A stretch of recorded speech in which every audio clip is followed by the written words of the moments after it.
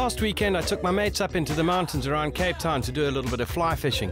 This weekend, we're heading off to Treetops in the Cederberg for a little bit of R&R. And if I were you, I wouldn't even miss a minute. When I consider our history as a species, human beings have been nomadic scavenging beach bums and bush babies for far longer than we've lived in houses or had running water. If it squirted, squeaked or breathed, it invariably ended up being slapped on the coals and cooked in the great outdoors. And it's only in the last couple of 100 years or so that we've forgotten the knowledge that made us the most successful hunter-gatherers and gastronomic kings and queens on the planet. My name is Justin Bonello and welcome to Cooked. This is called the vegetable roadkill. Ta-da! Ready, bro?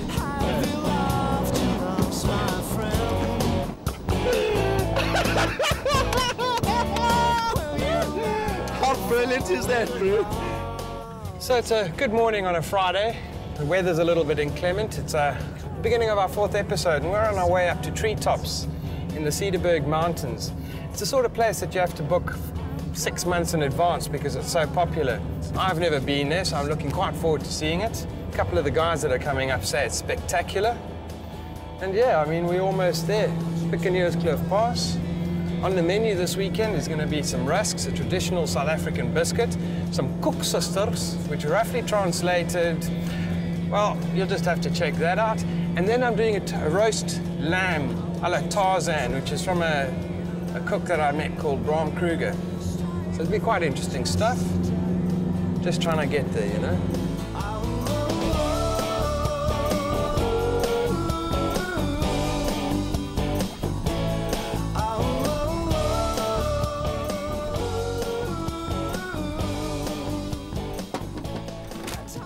Hi, I don't know if I'm lost. No problem. Do you want to go down there? Yes, that would be fantastic. Do you know where it is? I don't think he knows what he's quite let himself in for by allowing us to spend a weekend here. I think we'll have to be as well behaved as we can. First time here, we've heard a lot about it, that it's very beautiful and very peaceful. Decide for yourself, but Did you do this all yourself? yeah. We've built it in a year's time. But yeah, I can leave you on your own now. You can explore the place, enjoy yourself, eh?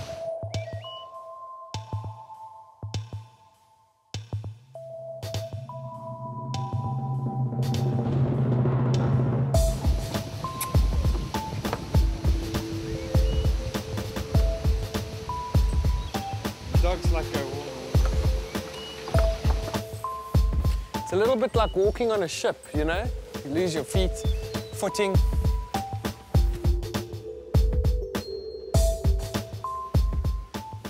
Oh, it's going to be magnificent. When you meet a farmer like Neil, you have to be amazed. He opens his arms up to you, he invites you into his life. And when you think about it, this is like a magnificent spot. You're up in the trees, in the most amazing place. I mean, you have to think it's really special that they invite you to share part of their lives.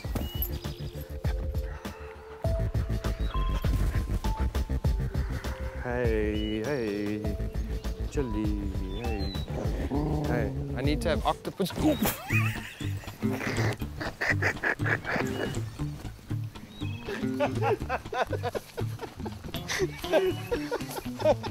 I can't get it.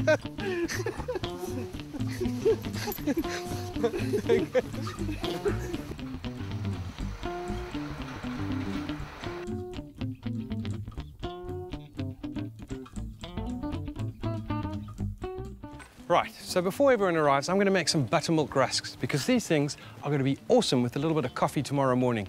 They take a while to dry out, so I'm going to get straight into it now. So that when everyone gets here, I can chill out. So I'm going to get straight into it. There's only a couple of ingredients. There's a litre of buttermilk, 2 kgs of self-raising flour, 500 grams of butter, and 500 grams of sugar, 4 eggs. So the first thing we have to do is whisk up the eggs and the sugar. And start mixing the flour and the butter together. What I need to do now is add some buttermilk to our egg and sugar mixture, and then just give that a a good mixing. And then, you know, with me, there's always going to be another messy part. All you got to do is make little sort of balls like that, chuck them in your baking tray. And then all we're going to do is bake them 180 degrees Celsius. And then once they've cooked for 50 minutes, we'll take them out, break them apart, and dry them out in the warming drawer.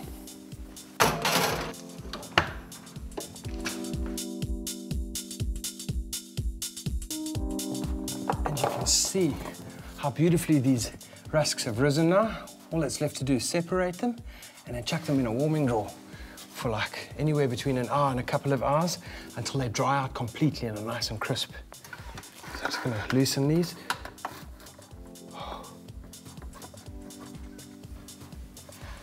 And they're going to be brilliant with coffee tomorrow morning.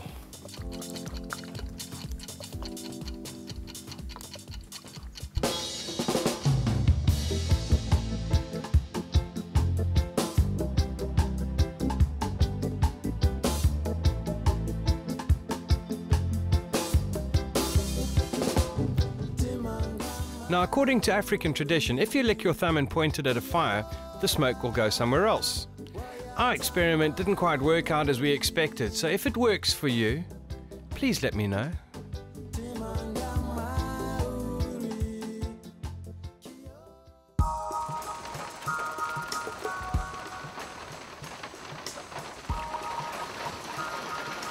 So I'm the first one up this morning.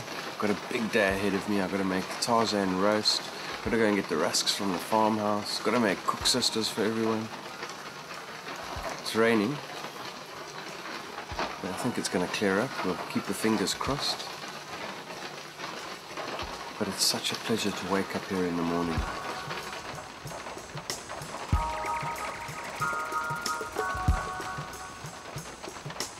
I'm really convinced that when you go away for a weekend, everything tastes better.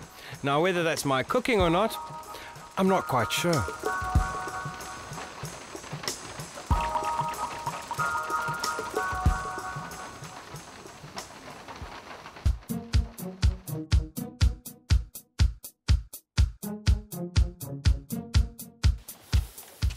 Right, now that we've had some coffee and rusks, it's time to get into making the dessert that we're going to have tonight after the Tarzan roast. This dessert is a traditional South African one. The reason we're making it now is because it'll keep so well in some syrup later on. You're going to check it out. It's called cook sisters, which roughly translated means baked sisters. And that's because you take pieces of dough, plait them together, and then deep fry them, and then dip them into homemade syrup. So they're going to taste awesome. I'm going to get straight into it. So the first part about making cook sisters is I have to make a dough, and that's straightforward.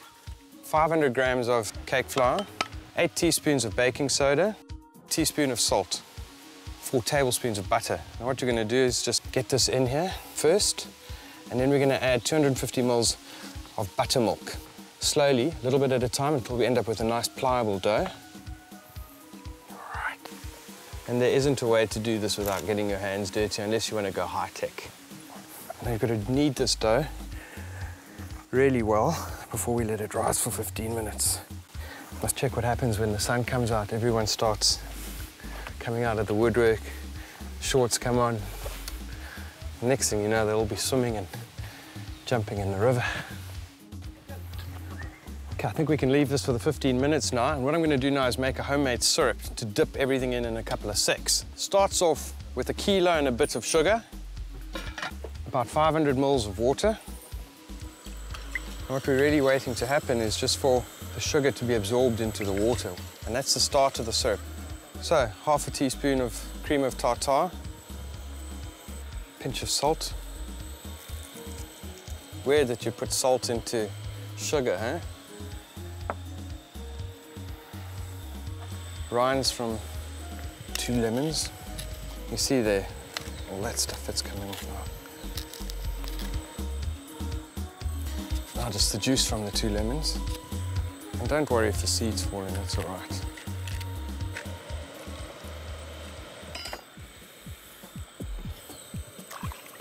Quick little stir.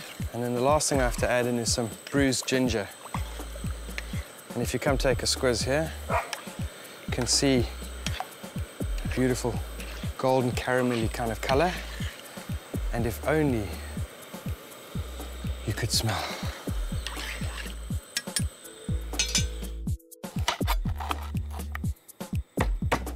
Bruised ginger.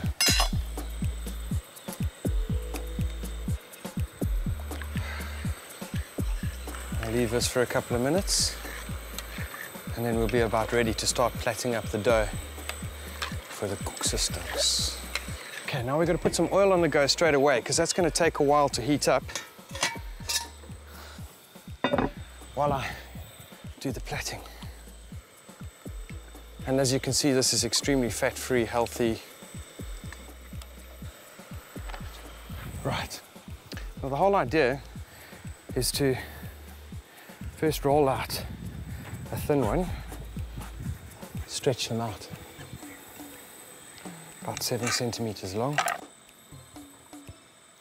Right, oil's almost hot enough, so now all we've got to do is plait them together. This is like a skill. Every girl learns when they've got long hair and things like that. Guys aren't as good, so excuse my plaits. So you just push the one end together, and then you... Pretty, eh? You just squeeze the other end off and chop that little bit off. And so you carry on.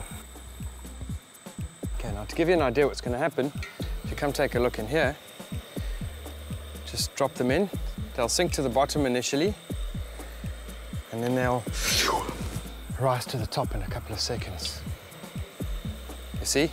There they go, and they start browning virtually immediately. I love this part of cooking. You can see everything starting to take shape. If you take a look here, you can see they're all starting to brown up a little bit. And all this effort starts coming together now. Now we want them to go nice and golden. Now you can see they've gone all beautiful and golden, crispy. So what we've got to do is just drain them off. Just going to use some bush towel paper. Normally you'd use like a carton roll or something. And it's just to let the excess oil drain off these babies. And then we're going to dip them into the syrup, and they're going to absorb all that beautiful sweetness from the sugar, the ginger, the lime, the lemon peel. And this is the part about cooking, is that everyone thinks that it's really complicated to try something. This, by the way, is the first time I've ever attempted to make cook sisters. So give new things a shot.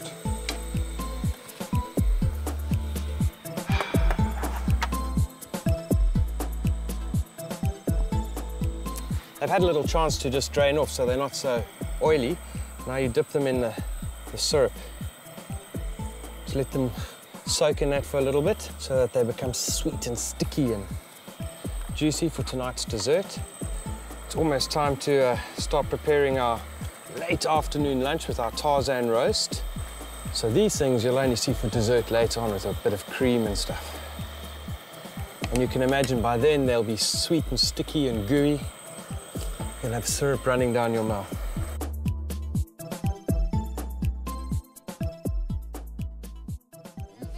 A T-piece would work very nicely because I want to hang the meat like this over here. So this was your 3 pieces? What Andrew's just going to sort out for me is, like, for the Tarzan roast, I need a spot I can hang the legs of lamb when I cook them. So now that we've got a bit of time to prepare it and plan it, Faber has to do it. Has to do it, again. So if we hang them like this, that's 1, perfect. 2, and a third piece Yeah, here. because it's radiated heat we want, not direct heat. Support under the bun. Oh, Tarzan roast lamb, eh? Thanks, Ron Kruger. We got to thank for that. Right, take me down, big boy. This is it. Thanks. No one liking it. There's something happening in my world today. I don't know what it is, but it's got me in a taste. You've got cramp. He's got cramp. Oh no, man. Eric, your turn, bud. See this? Okay, 1, 2, 3. Eric, I'm getting myself comfortable. For all the height you've gone, you might as well stand on a chair, you know that. Eh? Let me just demonstrate here. Watch here. Watch here. There's a chair for you. You can actually get up to the height you need there. We'll hold the chair. It's far easier. Hmm? At least there's one brain surgeon in the making here. Right, guys. We're ready to do our lunch, and it's a Tarzan roast. Leg of lamb is actually what it is. And it's quite an interesting way of cooking a lamb because instead of cooking it horizontally like you would normally do a spit, we're cooking it vertically. So we're just going to prep it, which involves a couple of ingredients and stuff. I'll get into that in a second. And then it's a slow 5-hour cooking process. So my mate Brookie, Graham Brookman, we've been friends since we were 5s. He's going to give me a hand. I'm not going to tell you how old we are now. Kind of feel like a woman in that respect, you know, we'll hide our age. So Graham, first thing we've got to do is make a cross entry point into it like that. Take a piece of garlic, shove it in there, a little bit of chili. There you go. Shove that in, break off a sprig of fresh rosemary. This is from my garden, as are my chilies. Shove that in, take a spring onion, dip it in some oyster sauce over there, and force that in like that. And you can see you want it to be at an angle like that, all right? And after we've finished prepping it like that, it's going to look like a porcupine. That's the first step, so we're just going to carry on. Got it? So I'm going to grip these. I'm going to carry on. You do whatever you need to do over there. I love it when you've got cooks in the kitchen who keep telling you what to do, you know? Okay, straight. You onto that, huh? You know? Both sides, huh? That's for you. Justin, you said these chilies were scary. Yeah, I'm not. Are you going to taste one? Huh? I tell you what, you do one, I'll do one.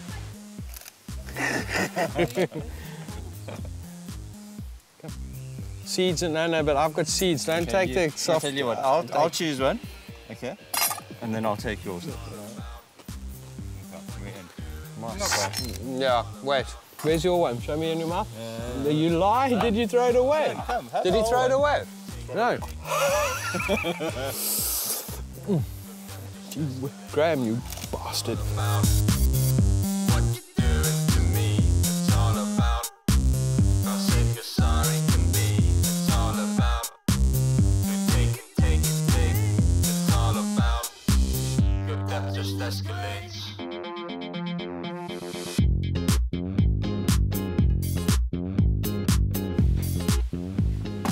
Right, so Graham and I finished prepping the lamb, this stage of it. All we've got to do now is marinate it, and that's just going to happen in a little bit of balsamic vinegar, some orange juice, some orange rinds, some onions, some garlic, a little bit of olive oil. I'm going to leave it for about 15 minutes, and then we're going to start cooking them. So, Gray, give me a quick hand here. Just chop some oranges. That's all I want is juice all over them, like the juice of 2 oranges over each one. And you can take all those segments and really like get in there and squeeze it all out. Because what will happen is when this is cooking, we'll keep basting from this tray. I think we can actually even chuck some of these peels here as well. Drizzle like quite a bit, like Graham, like probably about half a cup over each one.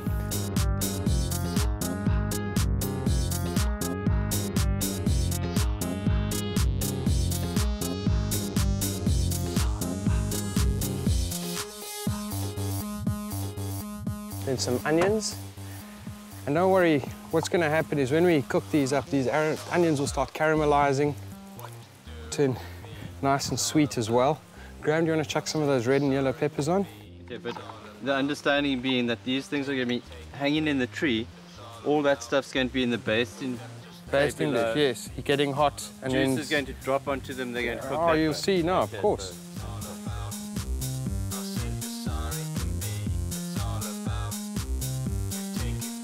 Okay, so we're just going to leave this to marinate for 15 minutes. I'm going to go and have a beer next to the fire, check how everything's doing, and then we're going to put it on and be ready to be amazed. Yeah.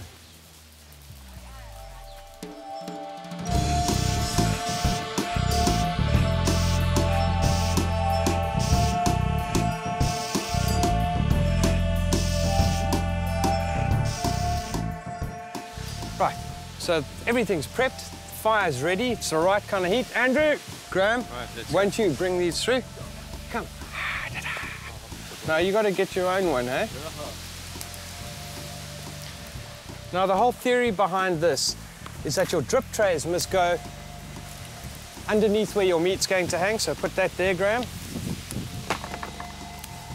And then what we're going to do, guys, make sure all the stuff falls in back into the drip tray, because this will start sweetening up and stuff will start dripping onto it and things. And you put your wire, you have to use a lamb that still has the shank on it, because otherwise you don't have that point to hang it. You see that? That should be good. Let's just lock him off. We've got adjustable, yeah.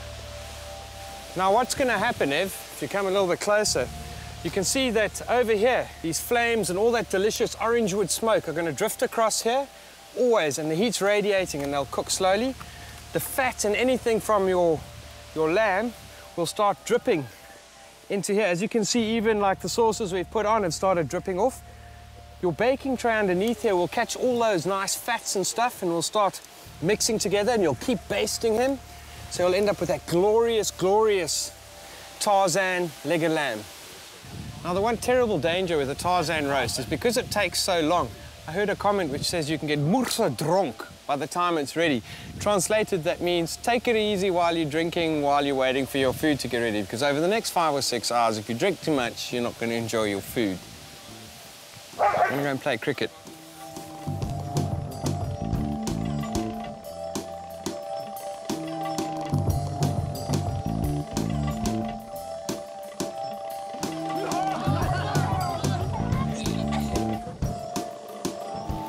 So these 3 beautiful legs of lamb have been on for 4 to 5 hours already, and they're almost done. So now what we've got to do is make up a nice gravy to go with the pasta. I'm busy blanching some vegetables in the kitchen inside, just some green beans and some manch too.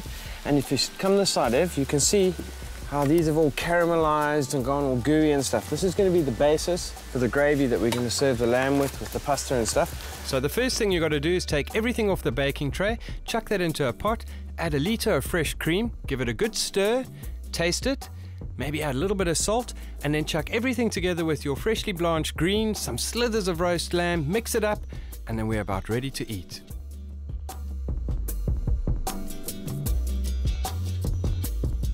Look at that, eh? That's perfect. Take a look at that. Can you see that? Cooked all the way through, juicy, and the outside you still think it's think that's the smoking part of it over the side of the fire.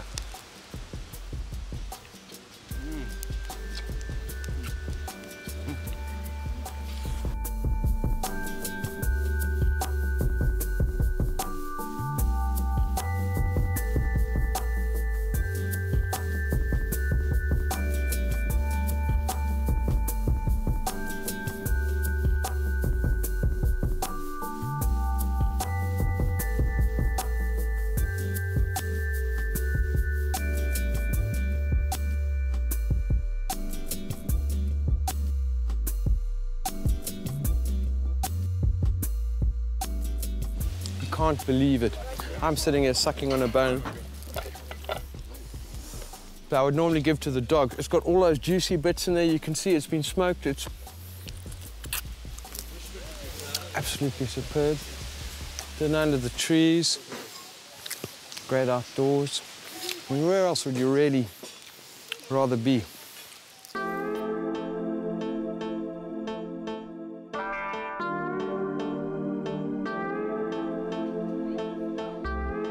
Finally, it's a little bit of dessert. Our cook sisters, they've been steeping in that syrup all day. Everyone's nicely satiated, but they always have space for a little bit of dessert. And all that's left for us to do is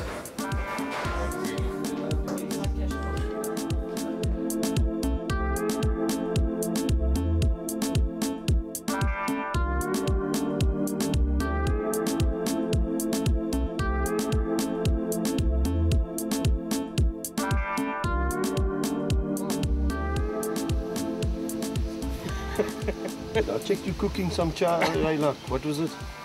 my handwriting's not lekker, eh? Oh, it's fine, bro. And Bob, if you're watching this, I told you we'd put it in, man.